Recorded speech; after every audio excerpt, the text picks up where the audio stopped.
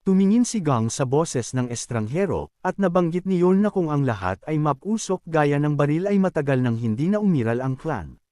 Tumingin siya sa kanya at lumingon sa kanya, tanong ni Gang kung ano ang ibig sabihin niyon dito. Biglang nakialam si Shan sa away na ito, inutusan silang huminto at inihayag na ang kompetisyon na ito sa loob ng clan ay nilikha para sa nalalapit na grand gathering kung saan walang mga patakaran. Nabanggit niya na si Juan ay may sariling dahilan kung bakit siya kumilos ng ganito. Kung tutuusin, hanggat nasa landas siya ng tagumpay, walang problema. Samantala, si Tay, na huminto upang magpahinga, ay nagsabi na si Juan ay isang tunay na alagad, ngunit gayon paman, nang labanan siya, ang panloob na disipolo, siya ay nagtago sa likod ng isang anteng-anteng. Naikuyong niya ang kanyang mga panga, nanginginig sa galit, at tinanong kung paano naiiba si Juan sa isang pagong. Sa pagkakataong iyon, tumalon siya, naghahanda na maghatid ng isa pang pag-atake, at si Juan, na inilagay ang kanyang mga kamay sa kalasag, ay pinahinto ang paggalaw ng Tay sword gamit ang dalawang daliri. At nang mapansin niya ito, tinanong niya kung ano ito. Si Juan na ganap na nawasak ang kalasag ay nagpasya na bibigyan niya ng pagkakataon si Tay kung siya ay sabik na labanan siya. Isa sa mga batang babae na nanunood ng labanan ay nagulat, sumisigaw na sila ay sa wakas ay lalaban. Sinabi ng lalaking nakatayo sa tabi niya na halos tulog na siya at nakangiting tumakbo, mentally addressed Tay, admitting that he was glad to meet him. Samantala, ngumiti si Tay, napansin na sa wakas ay nagpakita na si Juan, at bahagyang yumuko, humihingi ng tawad sa mga nasabi niya kanina. Ipinahayag ang kanyang pag-asa na hindi ito masyadong nasaktan kay Juan. Naunawaan ni Juan na sinabi niya ito sa init ng saglit, at ipinikit ang kanyang mga mata. Ngumiti, napansin na tiyak na hindi siya masasaktan sa gayong kalokohan. Si Tay ay nasa isang fighting stance, itinuon ang kanyang enerhiya sa paraang ito ay nabuo sa isang energy weapon, na handang lumipad sa isang attack. At tinanong na Juan attack. Sa kasong ito, si Juan, gamit ang isa pang anteng-anteng, ay ngumiti, pinaandar ito. At ang isa sa mga disipolo, nagulat sa pagtataka, ay nagtanong kung anong uri ito ng talisman. Ang bagay ay ang disipulong ito ay hindi pa nakakita ng gayong anteng-anteng. Samantala, ilang bowl ang apoy ang lumitaw sa itaas ng ulo ni Juan, na unti-unting tumaas sa parehong bilang at laki. Ang isa pang disipolo, na nagulat sa pagkabigla, ay nagtanong, ang gayong anteng-anteng lamang ba ay makapaglalabas ng napakaraming espiritual na enerhiya? Hindi tungkol sa pagsuko, ilang pag-atake ang ginawa ni Tay, umaasang masira ang mga bowl ang ito. Gayunpaman, kahit na nagawa niyang sirain ang ilang mga bowl ang apoy, mayroon pa ring higit sa kalahati ang natitira. At tinanong niya ang sarili, paano ito posible? Samantala, iniunat ni Juan ang kanyang kamay patungo kay Tay, inutusan ang kanyang mga pag-atake na sumulong, at ang mga bowl ang apoy na nagsasama-sama sa isang solong, makapangyarihang pag-atake ay tumungo patungo sa shock Tay, na nagpasya pa rin na ipakita niya ang kanyang buong kapangyarihan. Pinaandar niya ang salamangka, at kinailangan nito ng labis na pagsisikap mula sa kanya na kahit isang ulap ng dugo ay lumipad mula sa kanyang bibig, na nahulog sa talim ng espada. Hindi pinapansin ito, binigyan niya ng bagong enerhiya ang kanyang armas at nakipaglaban, naghahanda na itaboy ang pag-atake sa kanya. Naghagis siya ng pag-atake, ngunit sa kabila nito, umabot pa rin sa kanya ang apoy, nasusunog ang kanyang damit, at nakakuyom ang kanyang panga. Si Tay ay naglaho sa isang malakas na pagsabog habang ang apoy ay nawala at ang alikabok na naiwan ng pagsabog ay nawala. Si Tay, na ang damit ay ganap na nasunog, nahulog sa lupa.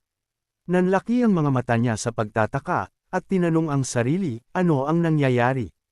Ang iba pang mga estudyante na nanunood nito ay natigilan sa pagkabigla ng ilang sandali, at pagkatapos ay ang mga batang babae na nagsisisigaw ay nagsimulang takpan ang kanilang mga mukha gamit ang kanilang mga kamay, na nahihiya sa kanilang napansin.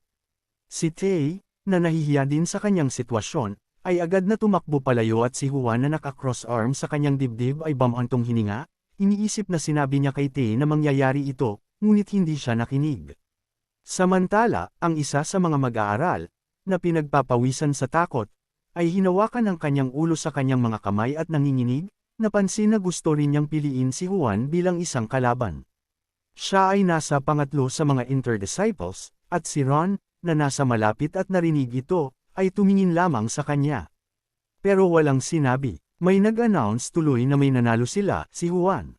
At medyo nakangiti niyang tanong, sumobra ba siya?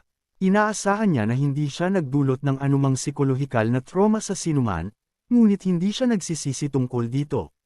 Muling bulalas ng host, na kinilala si Juan bilang panalo sa laban na ito, at idinagdag na pagkatapos nito, dapat piliin ni Ron ang kanyang kalaban. Masigla siyang ngumiti, at lumingon kay Juan bago sumagot, na ibinulalas na kamangha-mangha ang laban na ito. Naglakad siya palapit sa kanya, ipinatong ang kanyang kamay sa kanyang balikat, at may bahagyang ngiti, pinayuhan siya na ipagpatuloy ang pagsisikap. Kumpiyansa si Ron, ikinuyong niya ang kanyang mga kamay sa kanyang mga kamao habang naglalakad siya sa arena, at sinabi sa kanya ng host na piliin ang kanyang kalaban. Pumikit si Ron at lumaban saglit, saka bumulalas na gusto niyang kalabanan si Lin. Sumigaw si Lin at ngumisi, naghahanda para sa labanan, at si Juan ay nag-iisip na hinawakan ang kanyang baba gamit ang kanyang kamay. Nagulat ako, dahil pinili ni Ron si Lin, na ikatlo sa lahat ng mga tunay na disipulo. Si Lin naman ay pumasok sa arena at yumuko kay Ron, at siya ay tumugon sa magiliw na pagbati sa kanyang kalaban. Biglang narinig ni Juan si Yon na lumingon sa kanya, humihiling sa kanya na lumapit sandali, at nagulat, natanong niya sa kanyang sarili, tumatawag ba talaga siya sa kanya? Gamit ang magic, lumipad siya sa lugar kung saan ang mga guro at yan nakaupo sa mga kinatatayuan, lumapag sa tabi nila, binati niya sila, at seryoso silang tumingin sa kanya, ngunit hindi agad nagsalita. Sa wakas, tinanong ni Yon si Juan, saan niya nakuha itong anteng-anteng? Kinuha ito ni Juan mula sa kanyang manggas at ipinaliwanag na dati niyang minana ang kayamanan ng pamilya na ito mula sa kanyang mga ninuno sa lihim na kaharian, at doon niya nalaman ang tungkol sa 100 hawak na dragon talisman na ito. Itinaas niya ang anteng-anteng habang nakapikit, ipinakita ito sa mga guro, at nang nakangiti, ipinaliwanag din niya na ang kapangyarihang mailalabas ng anteng-anteng na ito ay direktang nauugnay sa espiritual na enerhiya ng mga disipulo, ngunit sa katotohanan, nakuha niya ito sa pamamagitan ng paggawa, isang deal sa isang purple demon, binibigyan ito ng kaunting kanyang espiritual na enerhiya bilang kapalit. Ilang araw ang nakalipas, naalala niya kung paano, pagkatapos mahawakan ng nanginginig na demonyo, tinanong niya kami na nasisiyahan Lee, paano magiging sapat para sa kanya ang ilang pirasong papel na ito. Pagkatapos ay inutusan niya siyang lumipat at bigyan siya ng ilan pang anteng-anteng, at naisip na kapag ang anteng-anteng na ito ay naisaaktibo, ang kapangyarihan nito ay maihahambing sa pag-atake ng isang tao sa ika-4 na antas ng Purple Palace. Pagkatapos nito, nang matanggap ang kinakailangang bilang ng mga anteng-anteng, si Juan, na nakangiti, ay nagpasya na kailangan lang niyang gamitin ang mga espiritual na anteng-anteng sa panahon ng laban, kung saan maaari siyang manalo ng 2 tunggalian nang hindi iniangat ang isang daliri at makapasok sa nangungunang 20 nanginginig ang purple demon sa tabi niya, halos umiyak. At napagtanto ni Juan na ang paggamit ng mga anteng-anteng na ito, hindi lamang siya magdududa sa kanyang lakas, ngunit magagawa rin niyang tapusin ang gawain ng guro. Sa sandaling ito, tumabi siya sa anteng-anteng, sinuri ito, at nagtanong, ito ba ay talagang isang kayamanan ng pamilya ng mga ninuno? Sa huli, napagtanto ng mga elder na, kung gayon, hindi nakakagulat na hindi nila maintindihan kung ano ang epekto ng anteng-anteng na ito, at hiniling nila sa isa't isa na tingnan ang marka sa papel, dahil ito ay tila sinaunang sulat, sila natagpuan na ito ay napaka-interesante. At biglang tapos nang maakitang pansin ni Juan, tumahimik at hindi na hinintay na magpatuloy, ngumiti si Juan at nagtanong, may gusto ba talaga siyang sabihin? Gang, cleansing kanyang panga, sinabi, hindi nasisiyahan. Ikaw na isang disipulo ng King Wo ay marunong gumamit ng espada, ngunit pinili niya ang mga anteng-anteng. Tanong niya, hindi ba ito ang pinakamadaling paraan para manalo ng walang laban? Tinanong ni Juan, ano ang ibig niyang sabihin na manalo ng walang laban? Itinuro niya na kung ang kompetisyon sa pagitan ng clans ay hindi nagbabawal sa paggamit ng mga anteng-anteng, nangangahulugan ito na ang kanyang mga taktika ay nasa loob ng mga patakaran. Tumingin siya sa gang na may mapaghamong tingin, nagtatanong kung hindi siya sang-ayon sa mga alituntunin na itinakda ng pinuno na may dismayadong sigaw na baril. Inamin niya na gusto lang niyang makita kung hanggang saan ang mararating ni Hank sa kanyang panloloko. Bigla, si Jian, na nakikialam sa pag-uusap na ito, ay nagutos sa kanya na itigil ang pagdeklara na sapat na at itawag ang atensyon ni Juan sa kanyang sarili. Itinuro niya na kung nakakuha siya ng anteng-anteng mula sa lihim na kaharian, hindi na nila siya aabalahin pa ng mga tanong na nagpapahintulot sa kanya na umalis. Binati rin niya ito ng swerte sa darating na kompetisyon, at yumuko si Juan at nagpasalamat, na ipinahayag na kung gayon, iiwan niya ang mga ito sa pag-iisip. Sa pagharap kay Jean, sinabi niya sa kanya na siya ay cool, nangako na sa susunod ay bibigyan niya siya ng mas maraming bag ng tsaa. Makalipas ang ilang oras, natapos na ang kompetisyon sa pagitan ni Ron at Lin, at bilang resulta, natalo si Ron. Si Juan, na nanunood nito, ay napansin na bagamat natalo si Ron, ang kanyang lakas ay dakila pa rin, kaya't hindi siya mapapasimulang maging tunay na mga alagad ng matagal.